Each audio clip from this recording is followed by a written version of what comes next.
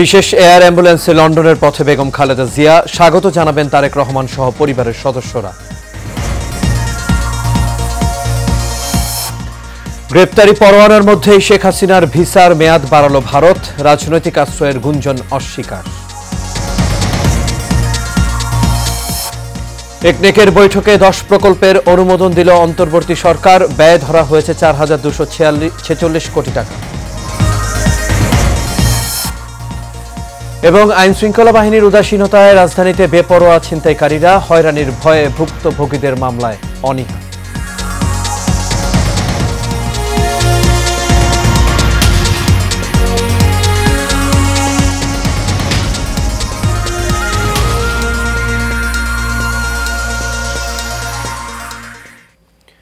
সবাইকে স্বাগত এশিয়ান নিউজে। দর্শক, পুরো সংবাদ জুড়ে আপনাদের সঙ্গে আছি আমি আনোয়ার রাজ। এতক্ষণ শুনছিলেন বিআরবি কেবল ইন্ডাস্ট্রিজ লিমিটেড সংবাদ শিরোনাম। এবার চলে যাচ্ছি পুরো খবরে। আর শুরুতে থাকছে বেগম খালেদা জিয়ার লন্ডন সফর প্রসঙ্গ। বাংলাদেশ সময় বিকেল 4টার দিকে বেগম খালেদা জিয়ার লন্ডনের হিথ্রো বিমানবন্দরে কথা রয়েছে এবং ইতিমধ্যে তিনি বিমানবন্দরে পৌঁছেছেন। সেখানে গিয়ে তিনি ভর্তি হবেন লন্ডন ক্লিনিকে। 100 বছরের পুরনো এই ক্লিনিকটি ইংল্যান্ডের সবচেয়ে বড় বেসামরিক হাসপাতাল হিসেবে পরিচিত। বিএনপি চেয়ারপারসন খালেদা জিয়াকে লন্ডনের হিথ্রো বিমানবন্দরে স্বাগত জানাবেন 5 জন।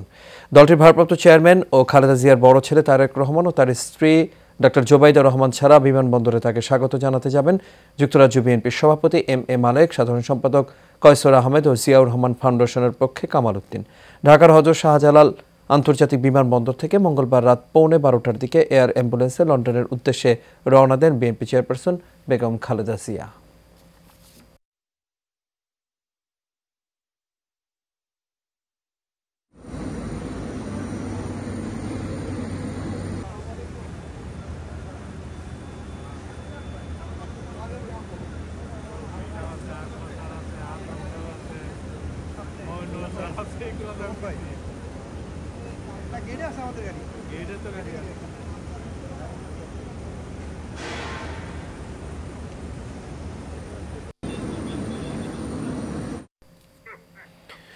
দর্শক, বেগম খালেদা জিয়ার লন্ডন পৌঁছানোর আরও খবর জানাতে এই মুহূর্তে আমাদের সঙ্গে লন্ডন থেকে সরাসরি যুক্ত হচ্ছেন টিভি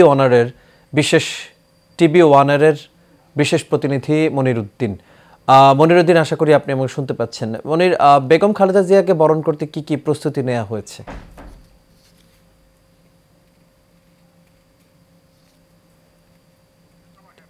জি, আপনাকে অসংখ্য ধন্যবাদ আমাকে যুক্ত করবার জন্য।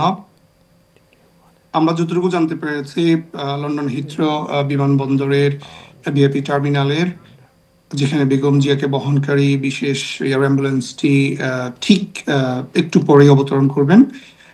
9:30 যেটি অবতরণ করার কথা রয়েছে এবং বেগম জিয়াকে গ্রহণ করার জন্য তারেক রহমান এবং জুবাইদা রহমান সহ নেতা কর্মীরা সেখানে উপস্থিত রয়েছেন। বিএনপির যুক্তরাজ্য সভাপতি এম.এ মালেক এবং সাধারণ সম্পাদক বেশ কিছু নেতা কর্মীরা সেখানে উপস্থিত রয়েছেন। তবে অন্যান্য সময়ের মতো খুব বেশি নেতা কর্মীদেরকে বিমানবন্দরে অহেতুক ভিড় বাড়াতে নিষেধ করেছেন, নির্দেশনা দিয়েছেন তারেক রহমানের পক্ষ থেকে।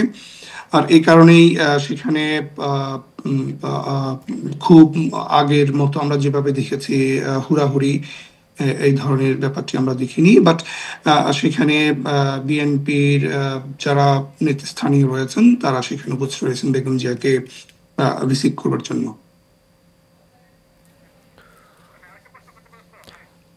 মনির, আমি আরেকটা বিষয় জানতে চাই। যেহেতু অনেকদিন পরে প্রধানমন্ত্রী বেগম খালেদা জিয়া লন্ডনে গিয়েছেন, তো তাকে দেখা সাবেক প্রধানমন্ত্রী বেগম খালেদা জিয়া, তো তাকে পেয়ে বাঙালি কমিউনিটি যারা আছেন এবং ওইখানে যারা আছেন নেতাকর্মীদের মধ্যে কেমন উচ্ছ্বাস দেখতে পেয়েছেন?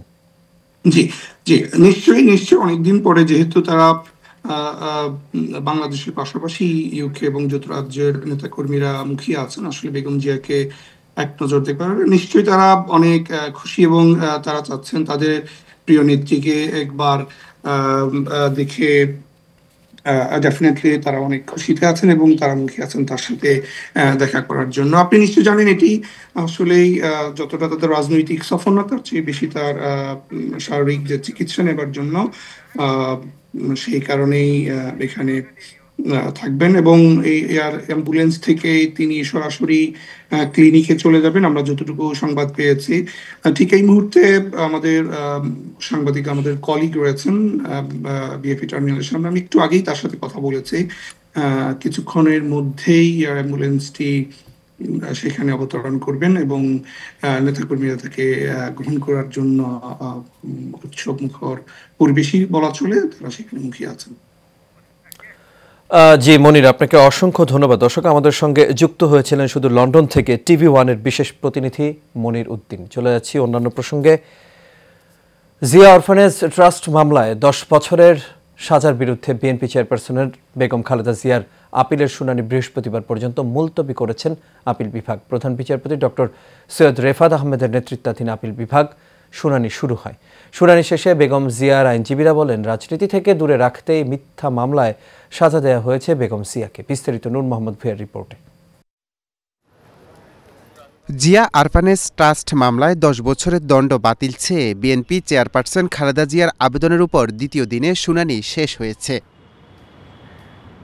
প্রধান বিচারপতি সৈয়দ রেফাত আহমেদের নেতৃত্বে 4 বিচারপতি আপিল বেঞ্চে খালেদা জিয়ার আইনজীবীরা শুনানি করেন। তাকে আত্মসাৎ হয়নি, বেগম খালেদা জিয়ার তার কোনো স্বাক্ষর নাই, নির্দেশ দেয়, তাকে বিনা এভিডেন্সে, উইদাউট এভিডেন্স তাকে সাজা দেওয়া হয়েছে। আমরা তার ন্যায় বিচার চাই। এই মামলার কোনো লিগ্যাল এভিডেন্স, আইনগত কোনো সাক্ষ্য নেই, সেটা আমরা চুলচিলা বিশ্লেষণ করে আদালতের সামনে বলেছি। আইনজীবীরা দাবি করেন, রাজনীতি থেকে দূরে রাখতেই এই সাজানো মামলায় খালেদা জিয়াকে সাজা দেওয়া হয়েছে।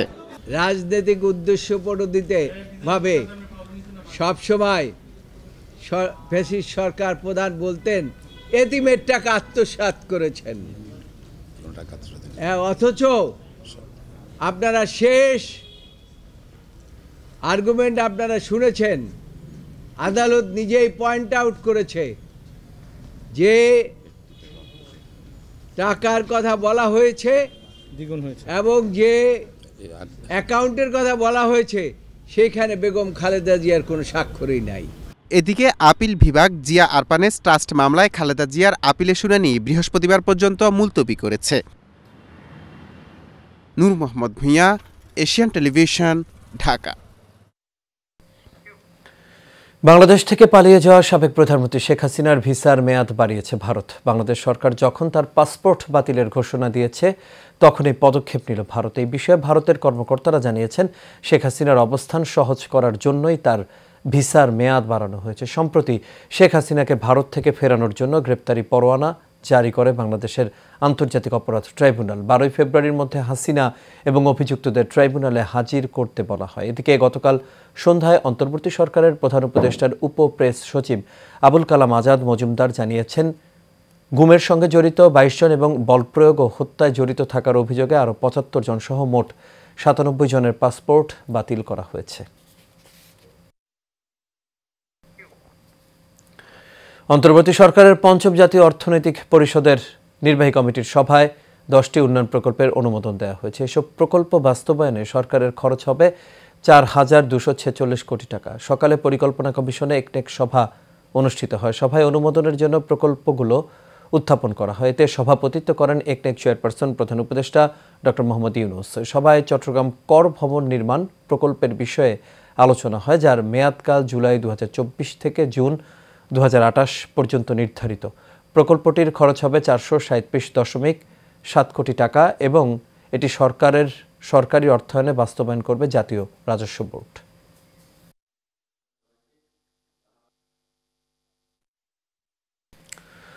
রাজধানীতে বেপরোয়া হয়ে উঠেছে ছিনতাই চক্র। আইনশৃঙ্খলা বাহিনীর দুর্বলতার কারণে ছিনতাইকারীরা মোটর বাইক কিংবা প্রাইভেট কার নিয়ে দাপিয়ে বেড়ায় শহরের অলিগলি। কখনো অস্ত্রের মুখে, আবার কখনো জিম্মি করে ছিনিয়ে নিচ্ছে টাকা, পয়সা, মোবাইল সহ মূল্যবান জিনিসপত্র। কখনো বা ছো মেরে নিয়ে যায় হাতের ব্যাগ। সন্ধ্যার পরপরই শুরু হয় এমন তৎপরতা, চলে ভোর অবধি। শেখ সোহাগের প্রতিবেদনে দেখুন বিস্তারিত। জুলাই বিপ্লবের পর আইনশৃঙ্খলা বাহিনীর দুর্বলতার সুযোগ নিয়ে বিশেষ করে রাজধানীতে তৎপর হয়ে উঠেছে ছিনতাইকারী চক্র। চুরি ছিনতাই পরিস্থিতিকে অনেকটা আশঙ্কাজনক পর্যায়ে নিয়ে যাওয়ার চেষ্টা করছে চক্রটি। তবে পরিস্থিতি নিয়ন্ত্রণে ঢাকা মেট্রোপলিটন পুলিশের পক্ষ থেকে গঠন করা হয়েছে বিশেষ টাস্ক ফোর্স। ছিনতাই প্রতিরোধের জন্য নানা ধরনের প্রতিরোধমূলক পদক্ষেপ হাতে নিয়েছি। তার মধ্যে অন্যতম হচ্ছে টহল কার্যক্রমগুলো আছে, সেই টহল কার্যক্রমগুলো ইতিমধ্যে জোরদার করা হয়েছে। এর বাইরে ফুড পেট্রোল বাড়ানো হয়েছে। আমাদের নিয়মিত যে টহল কার্যক্রম আছে, এর বাইরে গোয়েন্দা নজরদারি বৃদ্ধি করা হয়েছে। মাঝে মাঝে বৈঠক আর ছিনতাই দমনে নানা কৌশল নিয়ে আলোচনা হলেও পরিস্থিতি খুব একটা উন্নত হয়নি। এমনিতে রাতের ঢাকায় পুলিশ টহল নেই বললেই চলে, যা আছে তাতে আবার ঢিলেঢালা ভাব। 5 জন ছিনতাইকারী গতিরোধ করার পর 1 পর্যন্ত মোবাইল কারাকারি করে, দিতে না চাইলে ছুরিয়াঘাত করে, প্রায় 3টা ওখানে বুকের মধ্যে। একজনের একটা মোবাইল লইয়া গেছে, আগে দিছে কোপ, আমার গলায় চাপাড়ি ধরছিল, পরে কয় আর নেক্সট টাইম যে দেখে দেই তোর গলা ফালাই দেব। রাজধানীতে প্রতিদিন বহু ছিনতাইকারীর ঘটনা ঘটলেও থানায় মামলা কম, তবে পুলিশ বলছে ভিন্ন কথা। ঢাকা মেট্রোপলিটন পুলিশের পক্ষ থেকে ব্যাপক অভিযান পরিচালনা করা হয়েছে। অক্টোবর মাসে 98 জন, নভেম্বর মাসে 148 জন এবং ডিসেম্বর মাসে 564 জন ছিনতাইকারীকে গ্রেফতার করে আইনের আওতায় নিয়ে আসা হয়েছে। পুলিশ এমন দাবি করলেও ভুক্তভোগীরা জানায় মামলা করলে কোর্ট কাচারিতে দৌড়াতে হবে। পুলিশ এরকম কথা বলে জিডি করতেই উৎসাহিত করে। ছিনতাইয়ের ঘটনা ঘটার পর শুধু আসামি গ্রেপ্তার ও মালামাল উদ্ধারের দিকে মনোযোগ দিলে অপরাধ কমানো যাবে না। নিরাপত্তা টহলের পাশাপাশি পুলিশের আরও সক্রিয় ভূমিকা দরকার। শেখ সোহাগ, এশিয়ান টেলিভিশন, ঢাকা। গাজীপুরের কালিয়াকৈরে ট্রাক ও যাত্রীবাহী অটোরিকশার সংঘর্ষে 3 জন নিহত হয়েছেন। এই ঘটনায় আহত হয়েছেন আরও 1 জন। গতকাল উপজেলার ফুলবাড়িয়া কালিয়াকৈর আঞ্চলিক সড়কে এই দুর্ঘটনা ঘটে। পুলিশ জানায় কালিয়াকৈর বাজার থেকে ইট ভর্তি একটি ট্রাক মাওনার দিকে যাচ্ছিল। পথে কাঞ্চনপুর চেয়ারম্যান বাড়ি বাজার এলাকায় পৌঁছালে একটি অটোরিকশার সঙ্গে সংঘর্ষ হয়, আর এতে ঘটনাস্থলেই রিকশাচালক করিম মিয়া নিহত হন। এ সময় আহত হন আরও 3 জন। পরে তাদের উদ্ধার করে উপজেলা স্বাস্থ্য কমপ্লেক্সে নেওয়া হলে চিকিৎসক অয়ন ও সুদীপকে মৃত ঘোষণা করেন।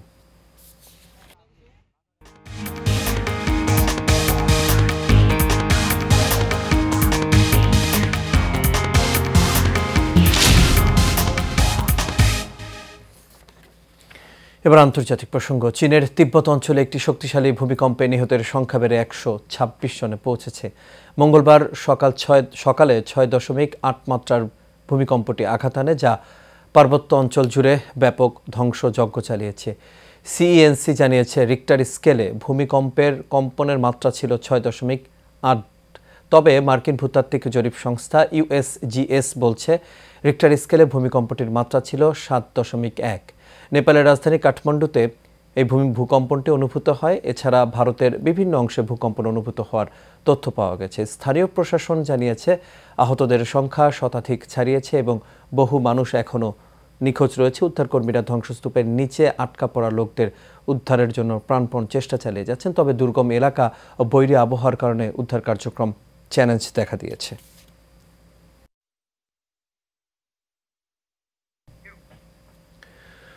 দর্শক, চীনের ভূমিকম্প ও সেখানকার সবশেষ পরিস্থিতি জানাতে আমাদের সঙ্গে সুদূর চীনের বেইজিং থেকে সরাসরি যুক্ত হচ্ছেন মোহাম্মদ তৌহিদ শরৎ। তৌহিদ, আশা করি আপনি আমাকে শুনতে পাচ্ছেন।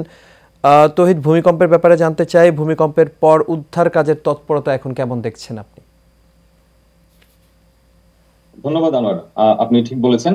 ভূমিকম্পে এখন আহতের সংখ্যা 188 জনে দাঁড়িয়েছে এবং গত সন্ধ্যা পর্যন্ত আমরা খবর পেয়েছি যে উদ্ধার তৎপরতা চলছিল এবং সারা রাত উদ্ধার তৎপরতা চলছে। আনোয়ার, আপনি হয়তো জানেন যে চীনে এখন গোটা চীন জুড়েই প্রচন্ড শীতকাল চলছে। এই শীতে তিব্বত অঞ্চলে আসলে ব্যাপক শীত পড়েছে। আর আরেকটি তথ্য জানিয়ে রাখতে চাই, তিব্বতের অফিসিয়াল নেম এখন থেকে শিচাং। আমরা শিচাং এর খবর জানাচ্ছি মূলত। তো শিচাং এর যে অঞ্চলে ভূমিকম্প হয়েছে সেটি বলা যায় যে ভূমিকম্পের উৎস থেকে মোটামুটি 27টি গ্রাম ভূমিকম্প কবলিত হয়েছে এবং সেখানে 6,900 জন মানুষ রয়েছেন। তো স্থানীয় সরকার অর্থাৎ শিচাং প্রশাসন আমাদের জানিয়েছে যে আটকে পড়া 407 জন মানুষকে তারা উদ্ধার করেছেন এবং 30,000-এরও বেশি মানুষকে অন্যত্র স্থানান্তর করা হয়েছে তাদের নিরাপত্তার জন্য। এবং সর্বশেষ উদ্ধার তৎপরতার আমরা একটা তথ্য পেয়েছি, সেটা হলো যে সেখানে মোটামুটি গতকালকে থেকে 1500 জনেরও বেশি উদ্ধারকারী অভিযানে অংশগ্রহণকারী টিম পাঠানো হয়েছিল এবং তাদের সদস্য সংখ্যা 1500 জন এবং 250টিরও বেশি যানবাহন সেখানে পাঠানো হয়েছে। চীনের শিচাং অঞ্চলের ফায়ার রেস্কিউ কর্পসের 5 শতাধিক লোক, 90টি যানবাহন এবং প্রায় 4000 সরঞ্জাম সেখানে পাঠানো হয়েছে। এছাড়া সেখানে চিকিৎসক দলও প্রেরণ করা হয়েছে। বিশেষ করে চীনের পিকিং ইউনিয়ন মেডিকেল কলেজ হাসপাতাল, পার্শ্ববর্তী সিচুয়ান ইউনিভার্সিটির হুয়াশি হাসপাতাল এবং অন্যান্য হাসপাতাল থেকেও পেশাদার বিশেষজ্ঞদের বিভিন্ন ধরনের নির্দেশিকা দিয়ে, বিভিন্ন চিকিৎসা সরঞ্জাম দিয়ে এবং একটা বিরাট চিকিৎসক দল শিচাং অঞ্চলে পাঠানো হয়েছে। তারা দুর্গত অঞ্চল, বিশেষ করে যেখানে ভূমিকম্পটি আঘাত এনেছে, চীনে শিচাং অঞ্চলের শিকাচ শহরের তিংরি জেলায়, সেই জেলায় দুর্গত অঞ্চলে পাঠানো হয়েছে। সেখানে উদ্ধারকারীরা কাজ করছেন, এখনো উদ্ধার তৎপরতা চলছে এবং আমরা সেখানে নজর রাখছি। আনোয়ার, ধন্যবাদ। জি তৌহিদ, আপনাকেও ধন্যবাদ। দর্শক, আমাদের সঙ্গে চীনের বেইজিং থেকে যুক্ত হয়েছিলেন তৌহিদ শরৎ। তিনি ভূমিকম্পের পর যে উদ্ধার কাজের তৎপরতা সেই বিষয়ে আমাদের অবগত করছিলেন। দেশের বাইরের আরও খবর জানাচ্ছি এবার। যুক্তরাষ্ট্রের লস অ্যাঞ্জেলেসের একটি শহরতলিতে গতকাল মঙ্গলবার ভয়াবহ রকমের দাবানল ছড়িয়েছে। এতে সেখানকার বিভিন্ন ভবন পুড়ে গেছে। বিবিসির এক প্রতিবেদনে বলা হয়েছে, দাবানলকে কেন্দ্র করে লস অ্যাঞ্জেলেসে জরুরি অবস্থা ঘোষণা করা হয়েছে। এএফপির প্রতিবেদনে বলা হয়েছে, গতকাল ক্যালিফোর্নিয়ার সান্তা মনিকা পার্বত্য এলাকার 1260 একর জায়গা জুড়ে দাবানল ছড়িয়েছে। লস অ্যাঞ্জেলেসের ফায়ার সার্ভিস বিভাগের প্রধান ক্রিস্টিন ক্রাউলি বলেছেন, দাবানলের ঘটনায় তাৎক্ষণিকভাবে কোনো মৃত্যু বা আহত হওয়ার খবর পাওয়া যায়নি।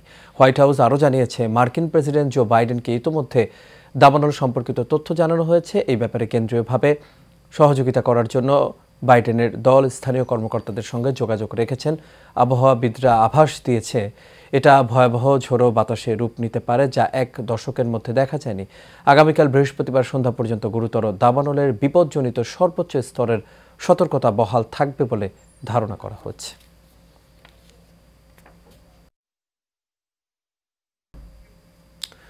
ফিলিস্তিন ইসরায়েল সংঘাতের খবর।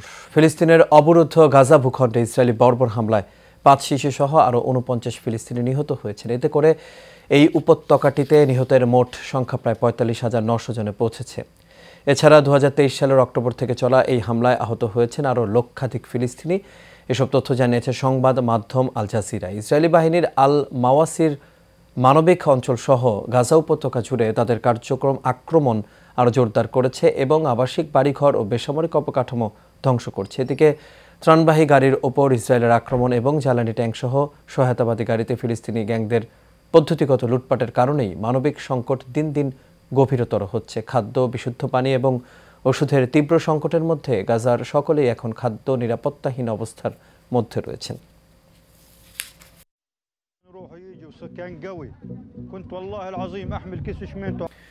বিশ্ববিখ্যাত ফুটওয়্যার ব্র্যান্ড ওয়াকারুর সাথে যুক্ত হলেন জনপ্রিয় মডেল ও অভিনেতা আফরান নিশো। ওয়াকারু বাংলাদেশের ব্র্যান্ড অ্যাম্বাসেডর হিসেবে চুক্তিবদ্ধ হয়েছেন তিনি। জনপ্রিয় এই অভিনেতার সঙ্গে ওয়াকারুর পার্টনারশিপ ব্র্যান্ডটির আধুনিকতা ও তারুণ্যের প্রতীক হয়ে উঠবে বলে আশা করেন সংশ্লিষ্টরা। উত্তরা ওয়াকারু বাংলাদেশের কর্পোরেট অফিসে 2 বছরের জন্য চুক্তিবদ্ধ হন আফরান নিশো। অনুষ্ঠানে উপস্থিত ছিলেন ফুটস্টেপস লিমিটেডের চেয়ারম্যান ভিন ওসাদ, ডিরেক্টর রামেশ ওমর, সাইফ শাহরিয়ার ইসলাম এবং ওয়েব মেকার বাংলাদেশের ম্যানেজিং ডিরেক্টর মোর্শেদ আলম। আর এর সাথে শেষ করবে এশিয়া নিউজ। তবে যাবার আগে বিআরবি কেবল ইন্ডাস্ট্রিজ লিমিটেড সংবাদ শিরোনামগুলো দেখে নেব দর্শক আরও একবার।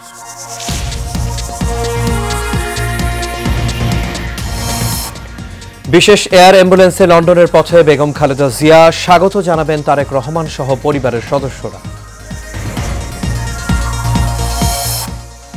গ্রেপ্তারি পরোয়ানার মধ্যে শেখ হাসিনার ভিসার মেয়াদ বাড়ালো ভারত, রাজনৈতিক আশ্রয়ের গুঞ্জন অস্বীকার।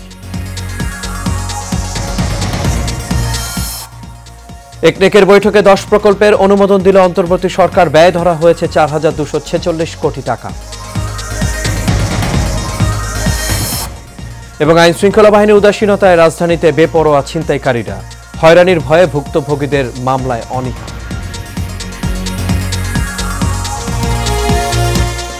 দর্শক, এই ছিল আমাদের এখনকার আয়োজনে। আমাদের পরবর্তী সংবাদ দেখার আমন্ত্রণ রইল। এতক্ষণ সাথে থাকার জন্য সবাইকে ধন্যবাদ।